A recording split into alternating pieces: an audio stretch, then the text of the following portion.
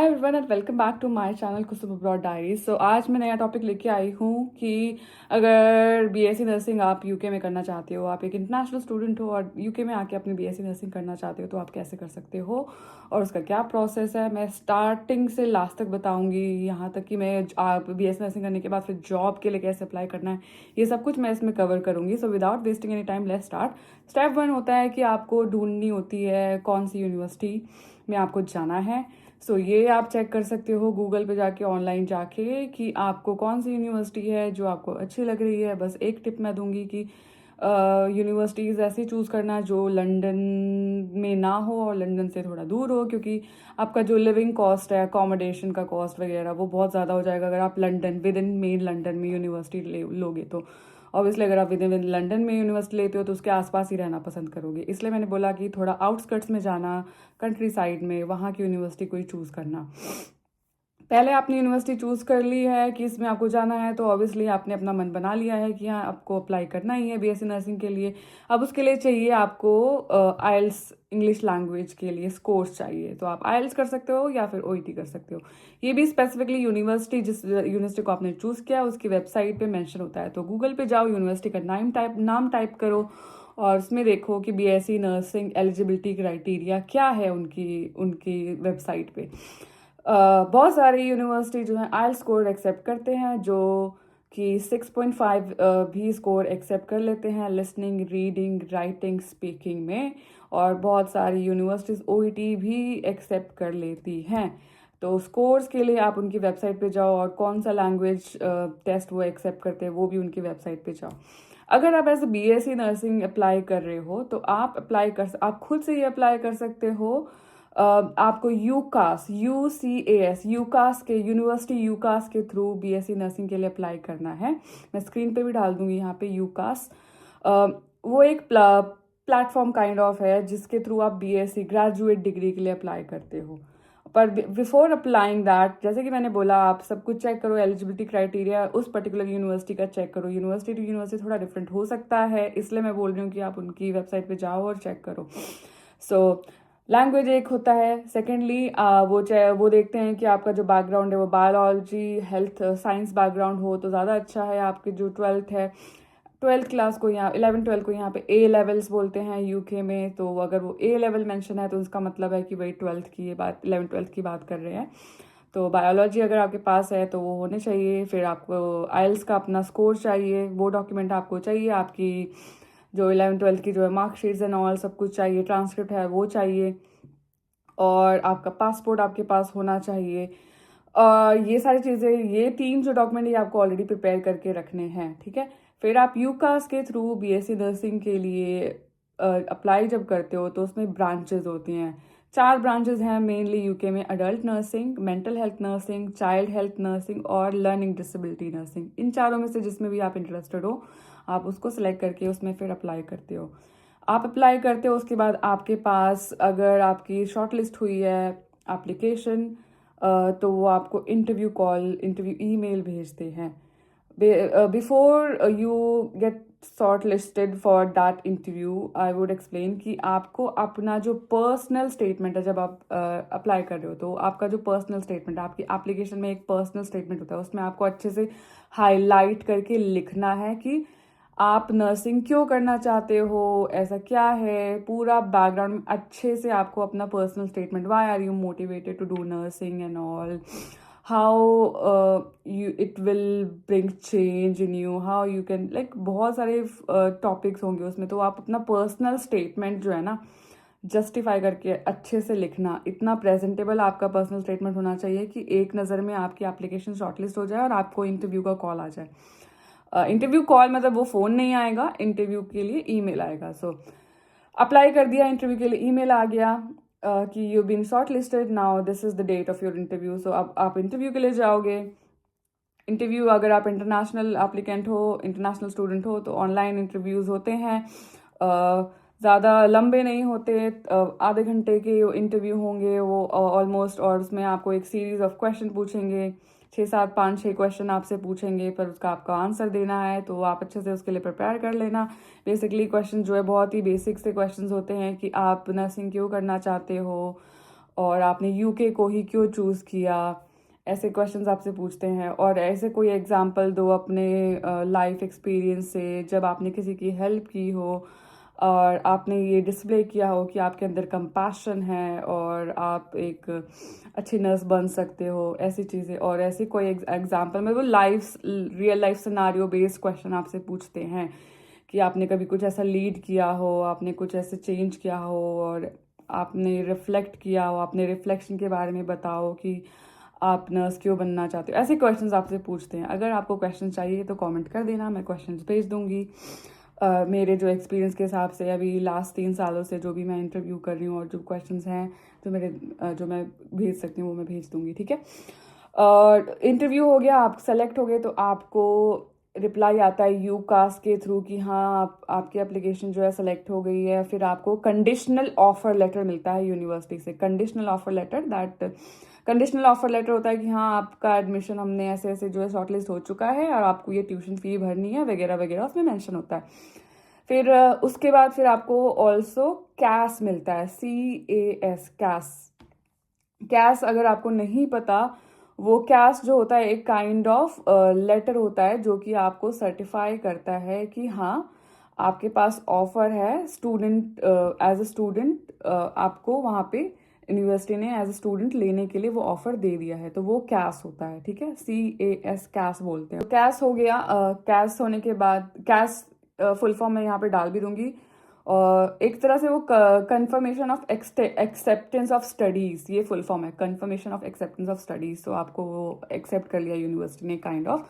जब एक बार आपको कैश मिल जाएगा तो आप फिर वीज़ा के लिए अप्लाई कर सकते हो। वीज़ा अप्लाई करोगे, उसके बाद नेक्स्ट स्टेप में आप वीज़ा फ़ी पे करोगे। और वीज़ा फ़ी पे करने के साथ साथ आपको हेल्थ सरचार्ज भी पे करना है। हेल्थ सरचार्ज क्या होता है? हेल्थ सरचार्ज होता है अगर आप यूके में आ गए एज ए स्टूडेंट और अगर आप बीमार हो रहे हो या कुछ हो रहे हो तो उसके अगेंस्ट वो जो पैसे आपने दिए हेल्थ सरचार्ज के रूप में वो यूज़ करेंगी यूके की जो गवर्नमेंट है, वो उसको यूज़ करेगी as a kind of insurance मान लो। मतलब अगर कोई हेल्थ कंडीशन आती है तो इसलिए अगर उसके बाद फिर हेल्थ सरचार्ज, आपने वीज़ा फ़ी दे दी, हेल्थ सरचार्ज पे कर दिया। वीज़ा फ़ी स्टूडेंट का जो है वो भी आपको अपनी जेब से देना है। हेल्थ सरचार्ज भी है, हेल्थ सरचार्ज भी आपको अपने आप ही देना है। ये सब पैसे जो होते हैं वो आपको खुद ही देने होते हैं, उसमें यूनिवर्सिटी कुछ नहीं करती। और यूनी की ट्यूशन फ़ी भी आपको खुद ही देनी है। ये कर दिया, फिर सारे डॉक्यूमेंट्स आपने अपलोड कर दिए, वीज़ा अप्लाई कर दिया, फिर आपको आपका वीज़ा मिल जाएगा। वीज़ा मिलने के बाद फिर आप यूके में जब आ जाते हो एज ए स्टूडेंट, इनरोलमेंट कर लेते हो। यूके आने के बाद भी आप इनरोल करते हो। ईमेल यूनिवर्सिटी की ईमेल में आपको इनरोल करना होता है, वो आपको बता देते हैं, ईमेल भेजते हैं, फिर आप उसमें जाओ, उसमें इनरोल करो as a student. As a student enroll करने के बाद आपको आपका स्टूडेंट आईडी मिलेगा, स्टूडेंट ईमेल मिलेगा। तो कोई भी ऐसी कम्युनिकेशन आ रही है तो वो आपके स्टूडेंट ईमेल पे आएगी, तो वो सब कुछ ध्यान रखना। और इसके बाद यूके आने के बाद ऐसे ही नहीं डायरेक्टली आप कुछ स्टार्ट कर सकते, आपके कुछ चेक्स होते हैं। सो ऑक्यूपेशनल हेल्थ चेक होता है और DBS होता है। DBS यूके का पुलिस क्लियरेंस होता है। जैसे इंडिया में हम पुलिस क्लियरेंस टेस्ट बोलते हैं, यूके में हम उसे DBS बोलते हैं। फुल फॉर्म मैं यहाँ डाल दूंगी। सो ऑक्यूपेशनल हेल्थ चेक होगा, enrollment first step, then occupational health check, DBS। उसके बाद आपको मिलेगा आपका ID badge, uniform and all, क्योंकि आप नर्सिंग में जाओगे तो नर्सिंग के लिए आपको यूनिफॉर्म मिलेंगे ही मिलेंगे। बिना यूनिफॉर्म के आप हॉस्पिटल्स में क्लिनिकल प्लेसमेंट के लिए नहीं जा सकते। तो ये हो गया। अब क्वेश्चन आ रहा होगा आपके दिमाग में कि ऑक्यूपेशनल हेल्थ चेक क्या है। जैसे कि नाम बता रहा है हेल्थ चेक, तो आपका वो हेल्थ चेक करते हैं और आपकी सारी वैक्सीनेशन एंड ऑल चेक करते हैं, हेपेटाइटिस, ट्यूबरकुलोसिस, सारा आपका इम्यूनाइजेशन स्केड्यूल जो था वो सारा चेक करते हैं। अगर उसमें कोई प्रॉब्लम आती है, फॉर एग्जांपल अगर हेपेटाइटिस का इंजेक्शन नहीं लगा तो वो फिर आपको उसके लिए भेजेंगे, या फॉर एग्जांपल ऐसा कुछ हुआ या फिर कुछ ऐसा ट्यूबरकुलोसिस का कुछ हुआ या कुछ भी उन्होंने फाइंड आउट किया तो वो उसके लिए आपको वो इम्यून करेंगे, पहले आपको उसके लिए वैक्सीनेशन प्रोवाइड करेंगे, उसके बाद आप हॉस्पिटल पोस्टिंग के लिए जा सकते हो, ऐसा होता है। तो इसलिए ये चीज़ें होती हैं। सो ये होने के बाद फिर आपकी क्लासेस शुरू हो जाएंगी। सो नर्सिंग में पहले क्या एकदम से आप हॉस्पिटल नहीं जाते हो। पहले एक 1.5 महीने आपकी क्लासेस होंगी, उसमें लेक्चर्स होते हैं, उसमें स्किल्स की क्लासेस होती हैं, सिमुलेशंस होते हैं, तो ये सारी क्लासेस होंगी। इनिशियली थोड़ा लगेगा कि हाँ बैक टू बैक बहुत सारी चीज़ें हो रही हैं, बट ये प्रोसेस है और ये आप समझ जाओगे धीरे धीरे। आईडी कार्ड लेना और आपकी यूनिफॉर्म लेना बहुत ही ज़्यादा रिस्पॉन्सिबिलिटी के साथ आपको ये सब कुछ खुद ही करना है, आपको खुद ही मैनेज करना है ये सारी चीज़ें। उसके बाद क्या होगा, ये सब हो गया, फिर आप अपनी क्लिनिकल प्लेसमेंट पे जाओगे और क्लिनिकल प्लेसमेंट्स में आपको सब कुछ आपके स्टूडेंट ईमेल पे आपको बता दिया जाता है। जब आप यहाँ पे आते हो तो यूनिवर्सिटी में आपको एक एकेडमिक मेंटोर असाइन होता है। एकेडमिक मेंटोर क्या होता है, वो एक टीचिंग फैकल्टी ही होते हैं और अगर आपको कुछ प्रॉब्लम आ रही है तो आप उनको ईमेल कर सकते हो या आपको कुछ क्वेश्चन है तो आप उनको कांटेक्ट कर सकते हो। तो एकेडमिक मेंटोर आपका जो वो है हेल्पिंग पर्सन होता है। ये हो गया और फिर आपने अपनी पोस्टिंग स्टार्ट कर दी। आपको सब ईमेल में पता चल जाता है कि आपको कौन से हॉस्पिटल में जाना है। 12 घंटे की शिफ्ट होती है यहाँ पे एनएचएस के हॉस्पिटल्स में। आप एनएचएस के हॉस्पिटल्स में भी जा सकते हो, कम्युनिटी सेटिंग्स में भी जा सकते हो। तो वो डिपेंड करता है कि आपके रोस्टर में कहाँ पे आपको जाना है, उस पर कैसा आपका रोस्टर बना हुआ है एज अ स्टूडेंट। 12 घंटे की शिफ्ट होती है, तो अगर आपने कभी नहीं की है तो आपके लिए एक नया चेंज होगा और वो आपको मुश्किल भी थोड़ा लग सकता है, बट करते करते वो आदत हो जाती है। मेरा ये एक विजडम है जो मैं आपको देना चाहूँगी। अगर आप एज अ स्टूडेंट आ रहे हो, स्टूडेंट नर्स आ रहे हो, तो अगर आपको कुछ नहीं पता है तो क्वेश्चन पूछा करो। सिर्फ अपना सर मत हिलाया करो, नॉड मत किया करो, आप मुंह खोल के क्वेश्चन पूछा करो, क्योंकि ये मेरा खुद का एक्सपीरियंस है और बाकी सब लोग भी बोलते हैं कि जो इंटरनेशनल स्टूडेंट्स जो आते हैं, वो स्पेसिफिकली जो इंडिया वाले जो स्टूडेंट्स आते हैं वो बस सर हिलाते हैं और कुछ ज़्यादा बोलते नहीं हैं। तो ऐसा इनको लगता है कि या तो वो बेवकूफ़ है या फिर उनको कुछ आता नहीं है। तो इसलिए क्वेश्चंस पूछा करो अगर कुछ समझ में नहीं आ रहा, और ज़्यादा कोशिश करो कि ज़्यादा से ज़्यादा बात करो, क्योंकि इनिशियल स्ट्रगल्स आपके ये हो सकते हैं कि आपको एक्सेंट समझ में नहीं आएगा उनका। हर जगह इंग्लैंड यूके में जो है, हर जगह हर रीजन का एक्सेंट जो है वो अलग है। तो एक्सेंट आपको हो सकता है समझ में ना आए, तो आप उनसे बोलो कि कैन यू प्लीज़ रिपीट।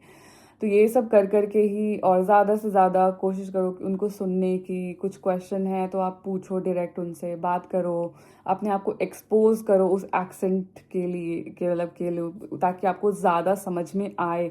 अगर आप अपने आप को एक्सपोज नहीं करोगे और विड्रॉन से रहोगे, क्वेश्चंस नहीं पूछोगे, तो आपका कॉन्फिडेंस बहुत ही लो हो जाएगा और एट द एंड आप बहुत डिप्रेस फील करोगे। तो ये ट्रिक है, आपको अपने आप को ज़्यादा एक्सपोज करना है, बात करनी है लोगों से, क्वेश्चंस पूछना है, अकेले नहीं रहना है, आइसोलेटेड नहीं रहना है, और ज़्यादा से ज़्यादा मिल के रहना है और ऐसे करना है, ठीक है। फिर 3 साल हो गए, अगर आपका 3 साल का कोर्स आपका कंप्लीट हो गया, उसके बाद क्या होता है, आपको जो आपकी जो यूनिवर्सिटी है वो आपके एनएमसी को, नर्सिंग काउंसिल को ईमेल कर देते हैं कि हाँ, स्टूडेंट ने सब कुछ कर लिया है, इसके सारे आवर्स कंप्लीट है और सारे मॉड्यूल्स उसने पास कर लिए हैं। फिर एनएमसी आपको इनवाइट करती है कि आओ और हमारे वेबसाइट पे अपना अकाउंट बनाओ और एज ए नर्स आप रजिस्टर करो।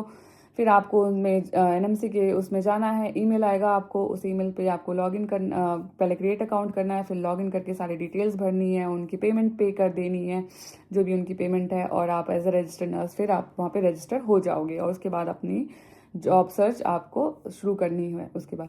पर आप जॉब सर्च तभी शुरू कर सकते हो जब यूनिवर्सिटी यूके के होम ऑफिस, वीज़ा ऑफिस को ईमेल कर देती है कि हाँ, इस स्टूडेंट ने अपना कोर्स और जो प्रोग्राम है कंप्लीट कर लिया है। एक बार वो ईमेल यूनिवर्सिटी ने कर दिया वीज़ा ऑफिस को, यूके होम ऑफिस को, फिर आप अपनी जॉब सर्च शुरू कर सकते हो। तो अगर आप कोई ऐसे बंदे हो जो दिसंबर 2026 से पहले आ रहा है और पहले स्टूडेंट वीज़ा ले रहा है, तो आपको मिलेगा 2 साल का post study graduate work visa. पर अगर आप जनवरी 2027 से आ रहे हो तो आपको मिलेगा सिर्फ 18 महीने का graduate post study work visa, graduate work visa उसको बोलते हैं, ठीक है। ये चेंजेस है, रिसेंट चेंजेस हैं। और एक और चीज़, आप वीज़ा पे अगर आप बीएससी के लिए आ रहे हो तो आप अपने डिपेंडेंट्स को नहीं ला सकते, आप खुद आओगे अकेले और आपको सब कुछ अपने ऊपर ही करना है। So you will be on your own. आप अपने फैमिली मेम्बर्स को नहीं ला सकते, डिपेंडेंट वीज़ा नहीं अलाउड है उस पर। और जॉब सर्च, एक बार आपकी यूनिवर्सिटी ने UK home office, visa office को भेज दिया कि हाँ, इस स्टूडेंट ने सारा कोर्स कंप्लीट कर लिया है, now this person is good to go, can search for jobs. फिर आप अपने जॉब्स के लिए सर्च कर सकते हो। यूनिवर्सिटी के जॉब पोर्टल्स होते हैं, कई बार यूनिवर्सिटीज़ अपने जॉब पोर्टल्स के थ्रू आपको बताते हैं कि यहाँ जॉब निकली है, वहाँ जॉब निकली है, अप्लाई करो वगैरह वगैरह।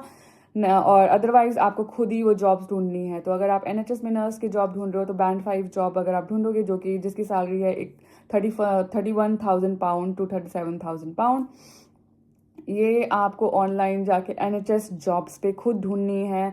कहीं आप ये सोच के मत बैठे रह जाना कि जॉब तो मुझे यूनिवर्सिटी दिलाएगी, ऐसा कोई गारंटी नहीं होती है। आपको खुद as a international nurse, international student खुद ही जॉब ढूंढनी होगी। NHS जॉब्स पे जाके आप जॉब्स ढूंढो। आपके पास जो पोस्ट स्टडी का जो 2 साल का जो वीज़ा है, अगर आप दिसंबर 2026 से पहले अप्लाई कर रहे हो तो वो तो होगा ही। उसी पे आप फिर आराम से अपना ग्रेजुएट वीज़ा अप्लाई करने के बाद आप ये जॉब ढूंढ सकते हो।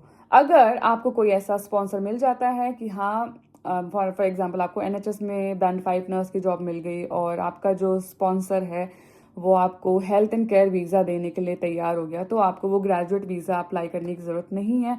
फिर आप हेल्थ एंड केयर वीज़ा पे जा सकते हो और उनसे वीज़ा ले सकते हो। सो वीज़ा अप्लाई करके उसके बाद फिर जॉब लेके आप यहाँ पे 2 साल तक तो वो ग्रेजुएट वीज़ा पे जॉब कर सकते हो। बट उसके बाद अगर आपको UK में ही रहना है तो आपको हेल्थ एंड केयर वीज़ा पे स्विच करना पड़ेगा।